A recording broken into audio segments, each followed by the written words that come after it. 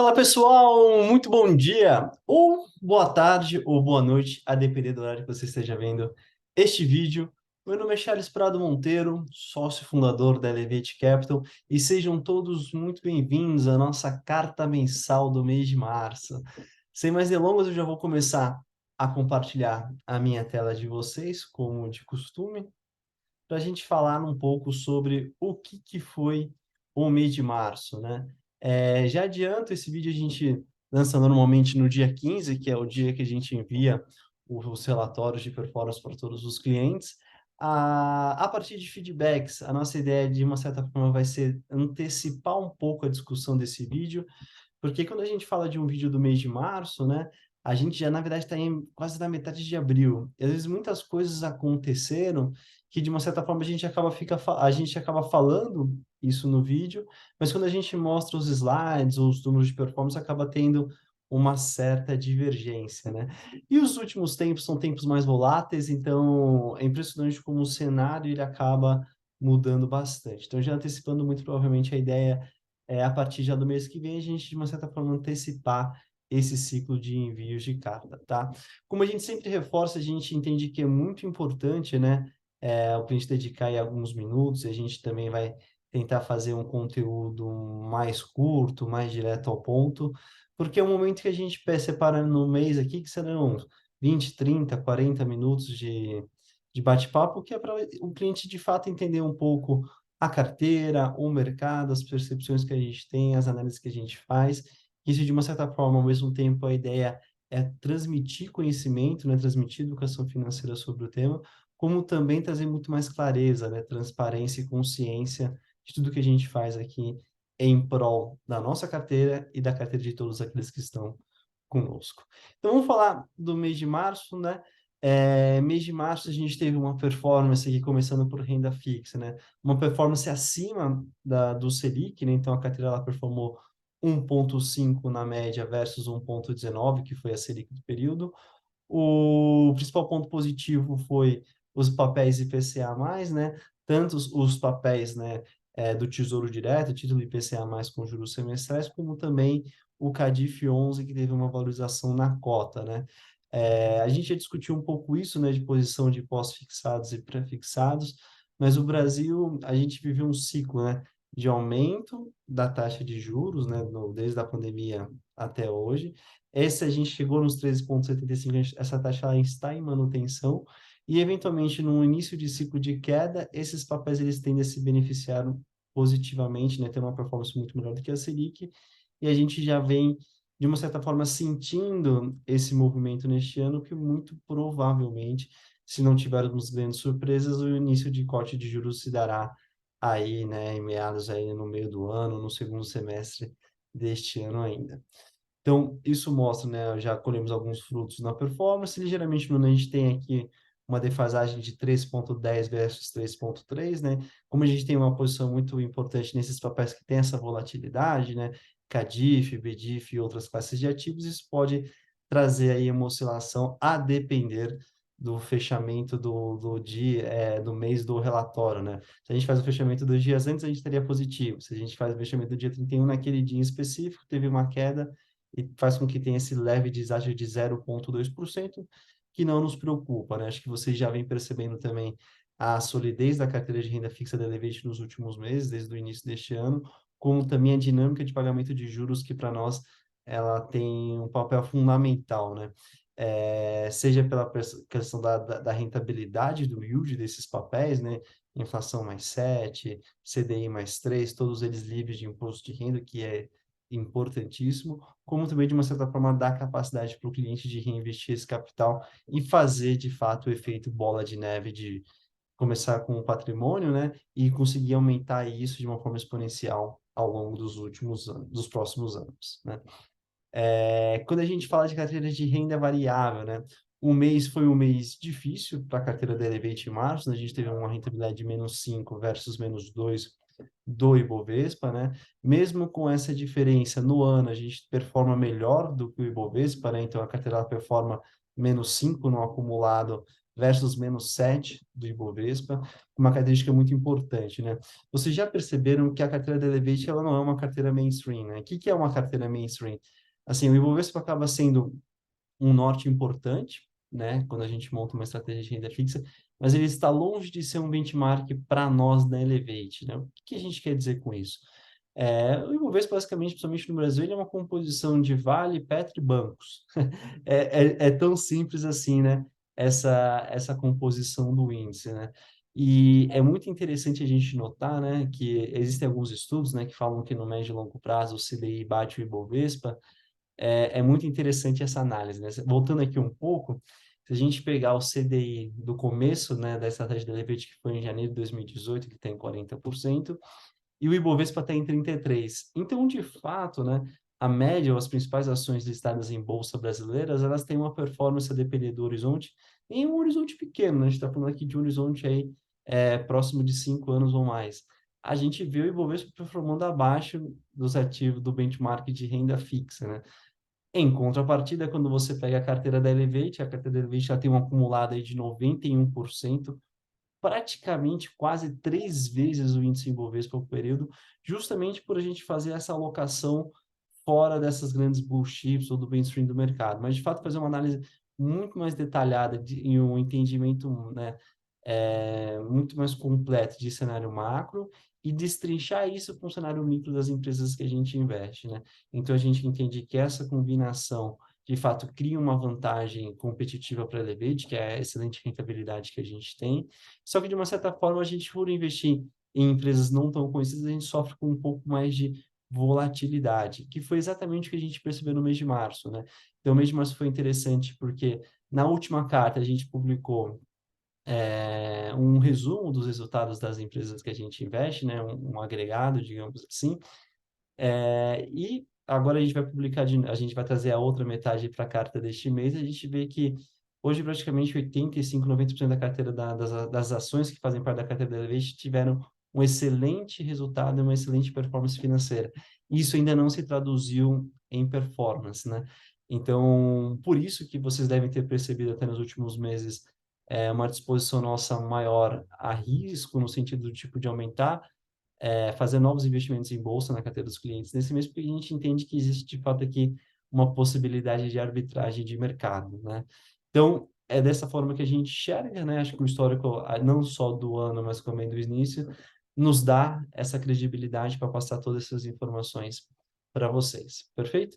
Então, um dos motivos só macro, mas para falar um pouco dessa queda, né? A gente teve no mês de março um mês difícil no sentido, né?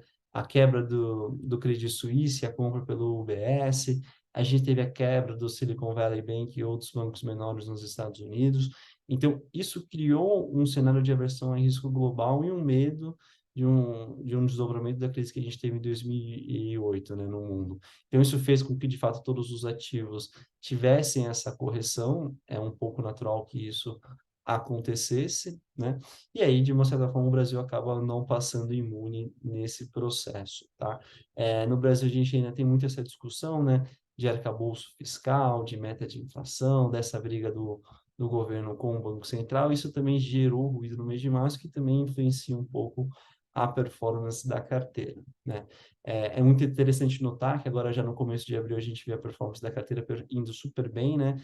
Porque a gente também tem cenário macro ficando um pouco mais positivo em bolsa, porque a gente percebe dados de desemprego e inflação norte-americana vindo abaixo do esperado. Isso mostra de fato que a economia americana começou a sentir um pouco mais dos juros mais altos. Isso tem uma expectativa de mercado em fim de ciclo de alta nos Estados Unidos, como no Brasil também teve uma publicação, né, de inflação abaixo do esperado. Isso gerou uma expectativa de mercado de uma antecipação do início do ciclo de queda de juros em bolsa, e fez com que as ações performassem super bem aí nos últimos dias, nas últimas semanas do mês de abril.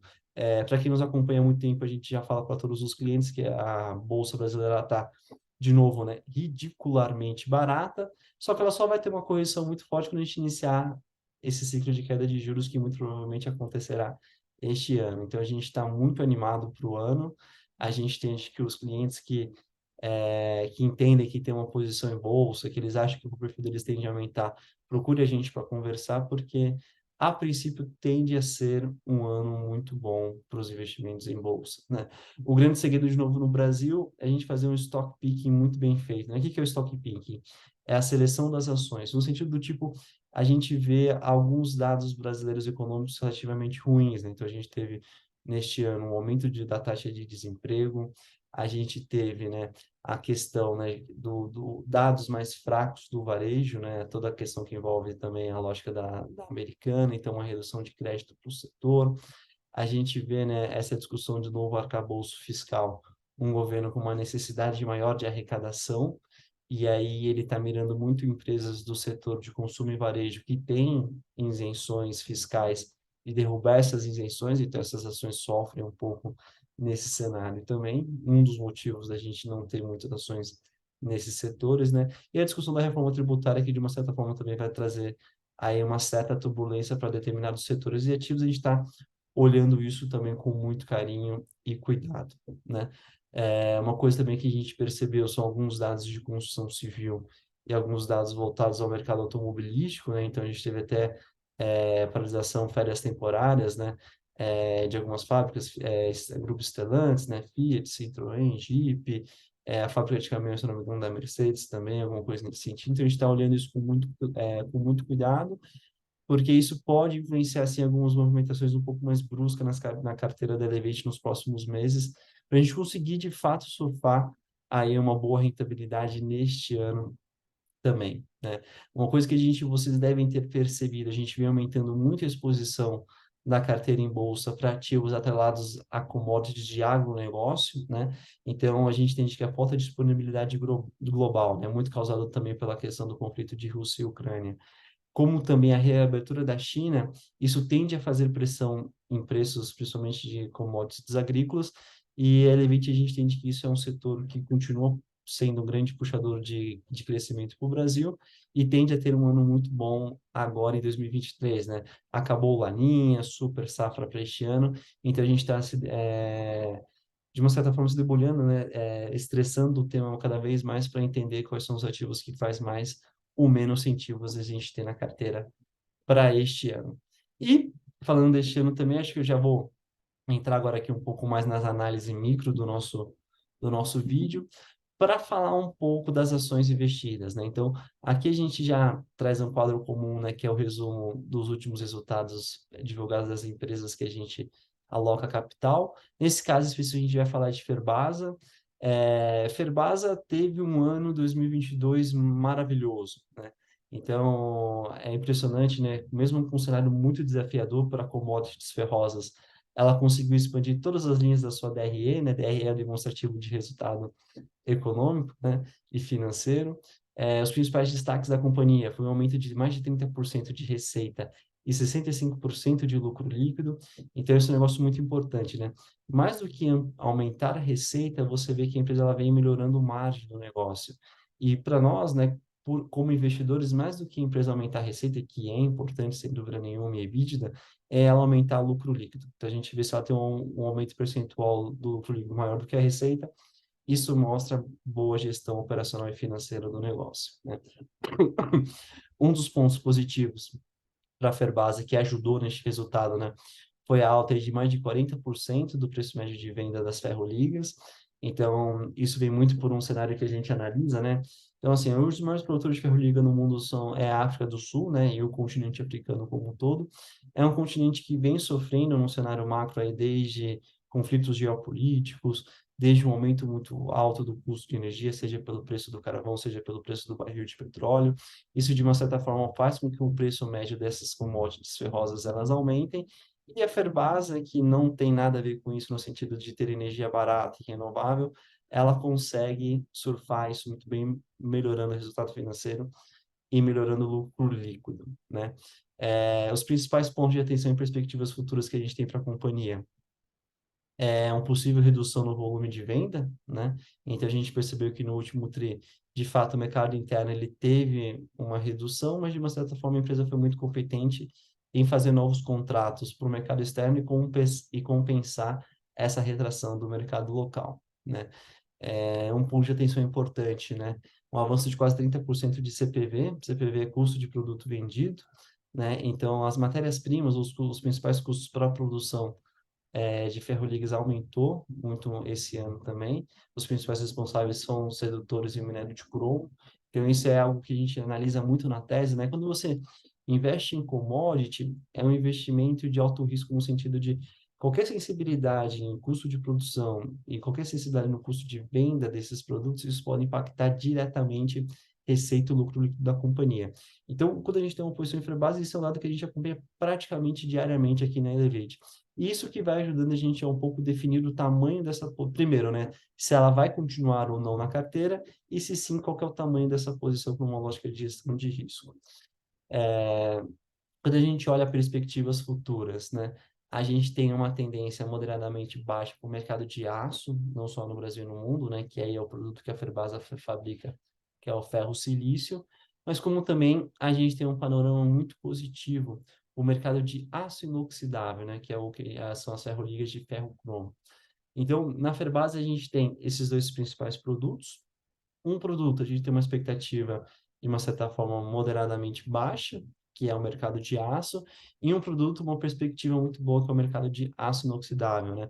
Que é muito puxado pela China. Então, uma coisa que é muito interessante a gente notar, que a China ela é um dos maiores fabricantes de aço inoxidável no mundo, e com a reabertura dela, ela acaba tendo um volume maior de produção, mas também um volume maior de vendas internas. Isso faz com que você tenha menos aço inoxidável no mundo e, teoricamente, os produtos, né, o preço suba e os preços de ferro cromo também suba.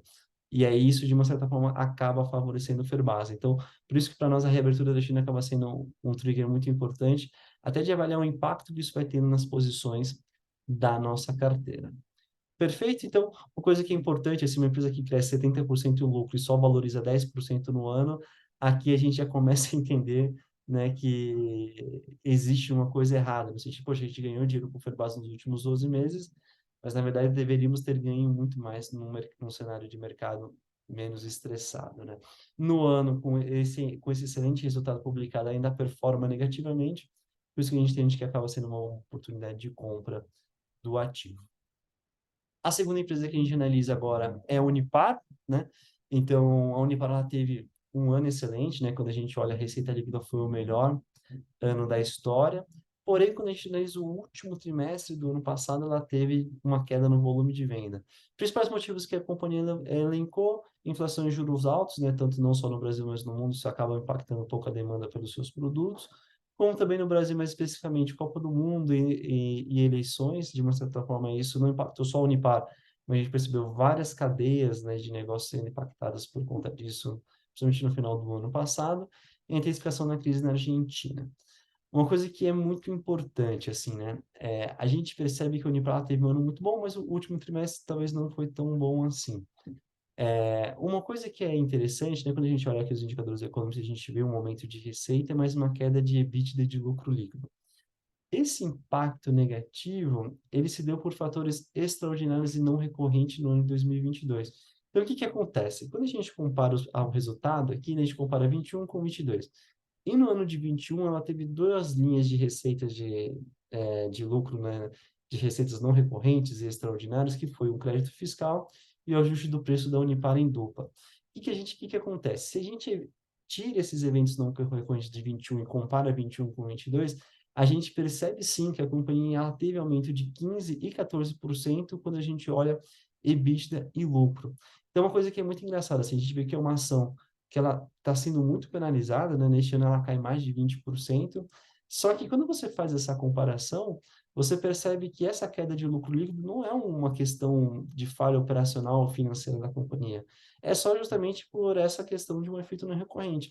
E quando você tira esse efeito e faz um cálculo, uma análise mais detalhada, a gente percebe que a companhia, na verdade, ela expandiu o EBITDA e lucro este ano, o que não justificaria a queda no preço da ação, tá? Então, esse é o ponto a se colocar, que a gente acompanha bastante também. E os principais pontos de atenção para a Unipar é acompanhar a dinâmica da demanda dos principais clientes da Unipar, né? Então, a Unipar, ela tem vários setores que ela atende, os principais é a construção civil, os principais são, né? O setor de construção civil com a venda de PVC, o setor de saneamento com a venda de cloro e o setor de indústria com a venda de soda cáustica. Então, como a gente explicou um pouco em Ferbasa, a Unipar também, por ser uma empresa de commodity, a gente acaba analisando muito como é que está a saúde financeira dos setores das empresas que são os principais clientes da companhia, para entender se de fato essa queda no volume de vendas ela acaba sendo algo pontual e restrito a um ou dois ou três trimestres, ou de fato se é algo mais sistêmico, algo mais complicado. E isso, de novo, ajuda a gente a recalibrar se o Unipar continua ou não na nossa carteira e se continua o tamanho desta posição. Perfeito? Vamos falar agora da terceira empresa, que é Tupi. Tupi já tá, quem é cliente da EV já sabe que a gente tem essa ação já há alguns anos, e nos últimos 3 anos a companhia ela praticamente dobrou receita, né? Graças à nova estratégia dela de atuação. A Tupi, é uma empresa que ela saiu de turnaround nos últimos anos, e mais do que isso, ela fez dois movimentos, né, de M&A extremamente estratégicos, que foi a compra da TechSeed e a compra recente da MWM, que de fato vem colocando a empresa em um outro patamar, né, que é essa lógica de uma empresa que ela consegue dobrar a receita no intervalo tão curto no intervalo tão curto de tempo de 3 anos, né? Então, hoje, dessas aquisições, a companhia ela atende todos os fabricantes de caminhões, maquinária agrícola e máquinas de construção do Ocidente. Virou um pequeno gigante e é muito interessante a gente notar a importância que a Tupi tem dentro dessa cadeia, que é uma cadeia que a gente tem um investimento aí já estrutural nos últimos anos que vem dando muito resultado para a Elevate, né? E além disso, a gente percebe que a partir dessas aquisições existem uma série de avenidas de crescimento que tendem a não só aumentar a receita, como aumentar o lucro líquido da companhia, né? Então, um pouco parecido com o Unipar, maior lucro e maior receita da história da Tupi, né? O maior lucro líquido ela ficou em 500 milhões de reais, um aumento de 150%, né? Então, enquanto a empresa ela aumentou receita em 44%, ela aumentou lucro líquido em 150%. Nem preciso dizer a capacidade de execução operacional e financeira da companhia. A gente, de fato, está muito, muito, muito contente com essa posição, né? Para quem não sabe, a gente já discutiu muito isso, né? Que a gente usa muito a lógica do EVA, né? Para fazer a avaliação de empresa. Então, a gente analisa o que a gente chama de NOPA. Aí, aqui eu estou usando mais uns termos mais técnicos, né? Mas entender, de fato, se a empresa ela gera retorno ajustado ao risco, isso é algo muito importante. Entender a dinâmica de geração de retorno versus o custo de capital da companhia.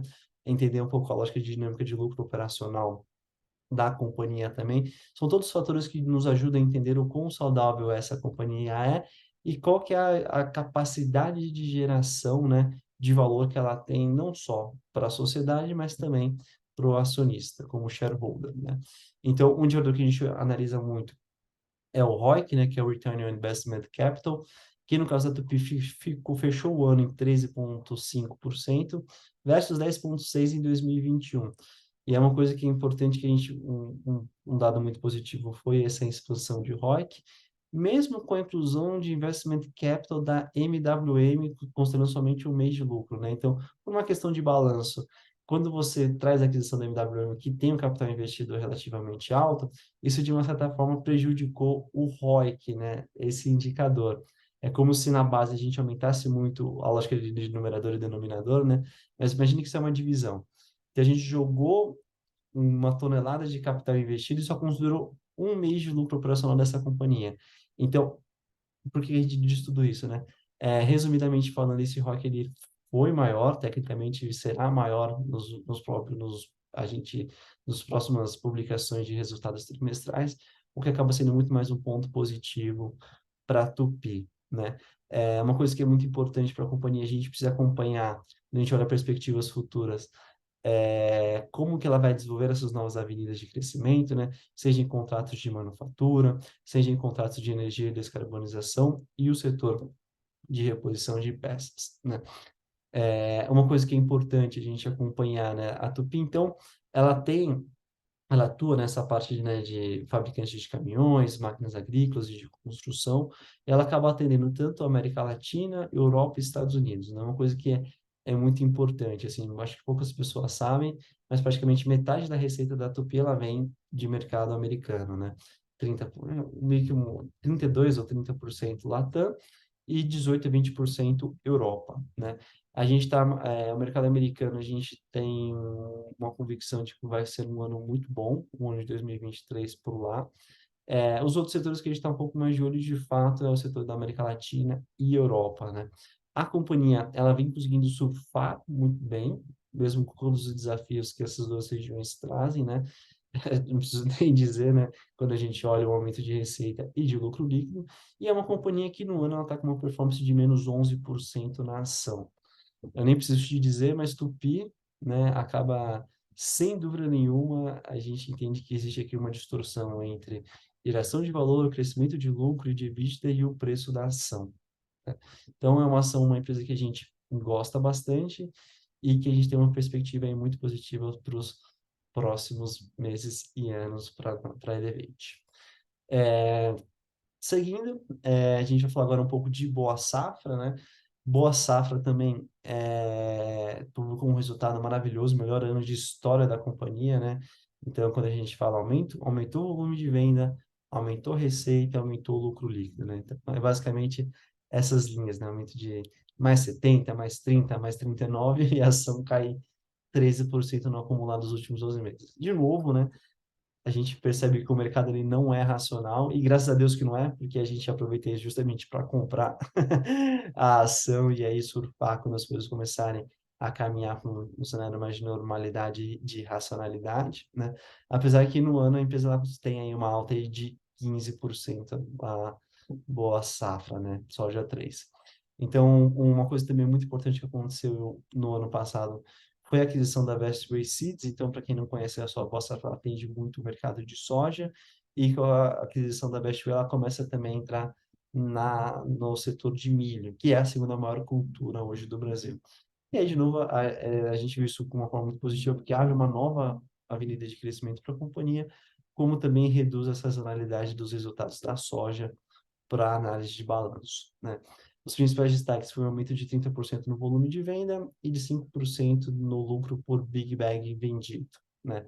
Um outro ponto de atenção também que a gente viu foi o aumento de market share da companhia, né? Então, ela tinha aí um market share de 6 e passou por um market share de 7,4, e é um mercado em que a gente sente que existe muito espaço para evolução e tomada de mercado da companhia.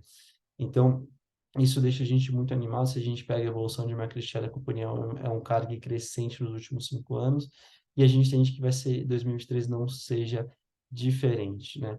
E quando a gente olha perspectivas futuras, a gente vê, né, que os investimentos que eles fizeram de CAPEX em 2022 faltam 240 milhões, prepararam a companhia para um novo salto de receita e lucro para 2023. Então, mais do que ela teve um ano excelente, ela investiu justamente para continuar tendo um crescimento muito forte, né? Então, a companhia, ela tem não chega a ser um guidance, né? Uma expectativa para este ano, um aumento de 20% de capacidade instalada e 40% de área plantada, né? É um aumento muito significativo. Se a gente entender que a companhia, de fato, ela conseguir entregar esses números, a gente terá novamente em 2023 o melhor ano de história da companhia, né? Então, a Boa Safra foi um resultado excelente, uma perspectiva excelente no setor do agro que a gente gosta bastante também. E, para fechar o vídeo e as análises de hoje, a gente vai falar de Celesc, né? Então, o Celesc acaba sendo uma posição para nós importante na carteira, né?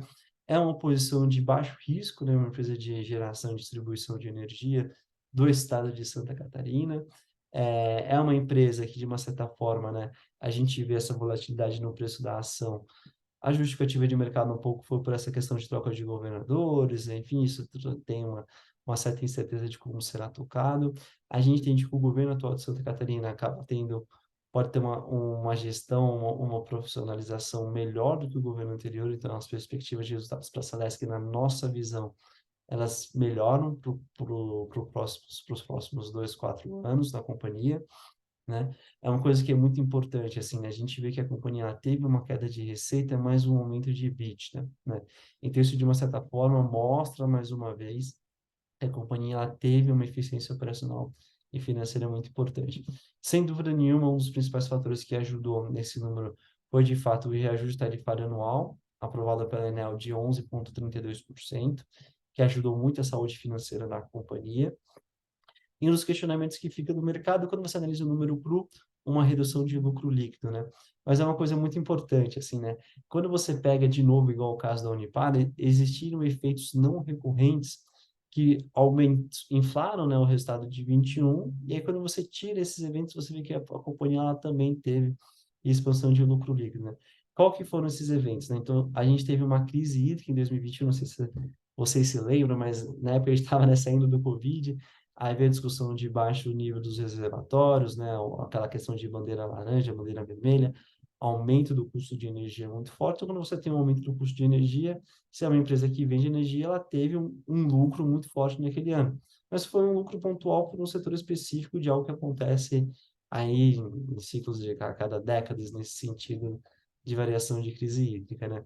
E também o evento não decorrente foi uma indenização de um dos projetos de geração de energia da Celesc. Se a gente tira isso, a gente vê de novo que a companhia China ela conseguiu expandir EBITDA e expandir receita, mesmo, desculpa, expandir EBITDA, expandir lucro líquido mesmo com retração de receita, né?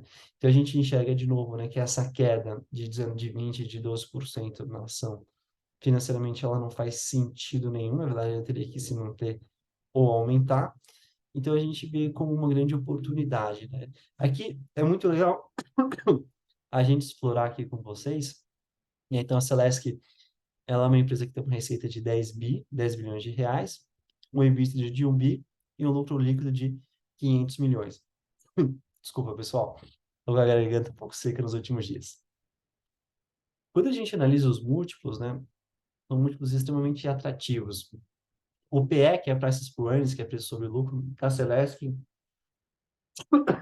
desculpa, hoje aumentou de 3,9, 4 vezes, um valor extremamente baixo. O EPS, que é Earnings per Share, né, que seria lucro por ação, em mais de 25%. De novo, gente, isso mostra o quão barato está a Celeste. A título de curiosidade, o mercado de energia, na média Bovespa, ele negocia a um PE de algo em torno de 8 a 9 vezes, né? Então, se a ação fosse negociada a 4, existe aqui um desconto de quase 50% no preço da ação. Então, isso é um dos motivos que faz, né, com que a gente tenha a Celesc na carteira e que a gente não se incomode com a oscilação negativa que teve até o mês de março, porque a gente entende que a companhia acaba tendo uma performance financeira muito estável, muito sólida, né? Teve um dividendo de 6%, muito bom para o contexto, né, que foi o ano de 2022, e a gente já continua confiante na companhia, né? Uma eventual saída de Celesc seria somente porque se a gente identificar uma grande nova oportunidade, e essa nova oportunidade ela for mais barata e com menor risco que Celeste, que eu acho difícil que ocorra nos próximos meses. Perfeito, pessoal? Acho que basicamente era isso que eu queria trazer para vocês na carta do mês de março. Mais uma vez, a gente sempre deixa aberto a perguntas, envio de feedbacks, tanto pela plataforma, mas todos nós, todos vocês têm meu telefone, meu WhatsApp, meu e-mail, enfim, fiquem super à vontade para me questionar e perguntar sobre o conteúdo de vídeo. E seguimos em frente, né? Mês de abril continua sendo promissor na carteira. Vamos ver se ele continua, se ele fecha o mês de uma forma positiva. E gostaria muito de agradecer a confiança de todos vocês no nosso trabalho, agradecer o seu tempo ao ver esse vídeo até o final e nos vemos no mês que vem. Um grande abraço, fique com Deus, até mais.